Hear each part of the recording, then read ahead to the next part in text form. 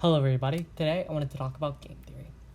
But before we dive in, we must first consider what actually is a game in the mathematical sense. Well, any mathematical game has 4 key characteristics. It's a game with 2 or more players. The players choose different strategies. Those strategies lead to different outcomes, and every outcome has an associated payoff.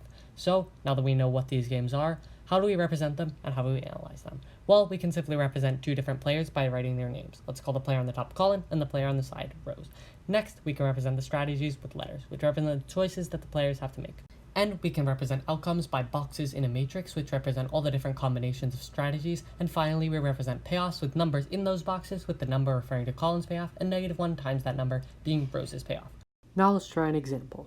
If Colin plays strategy B and Rose plays strategy A, that means we're in column B and row A, which means we're in the top right box, and the payoff listed as 5, so Colin gets 5 points and Rose loses 5 points. Now let's try and represent the classic game of rock, paper, scissors as a matrix. First, what we have to do is write both players' name. Next, we write their strategies, of which they have 3, rock, paper, and scissors. And then we fill out the payoffs accordingly, with a 1 if Colin wins and a -1 if Rose wins. So, as is evident, if Colin plays rock and Rose plays scissors, Colin beats Rose, getting 1 point, and Rose loses, losing 1 point.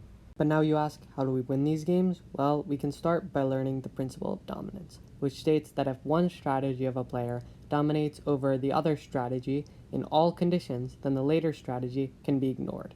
This simply means that if you can always do better by playing one strategy than playing another strategy, then you should never play the worst strategy. Now, this seems fairly obvious. However, it's very powerful in analyzing games and sometimes even counterintuitive. So let's try an example. Now, consider the following 2x2 matrix game.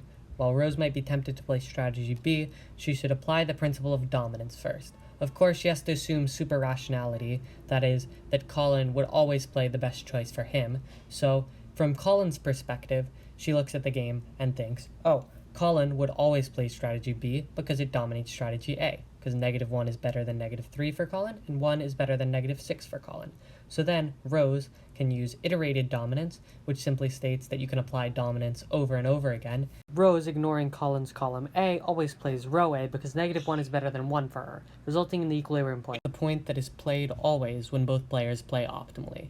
So we can see that this game is actually slightly biased towards Rose, since every time they play, Rose will gain 1 point and Colin will lose 1 point. Now, since this video can unfortunately only be 3 minutes, I'll have to stop telling you about game theory. But here's a topic list for any of you who are interested in learning about game theory, because I find it gets more and more interesting the more you learn about it. Thank you for watching.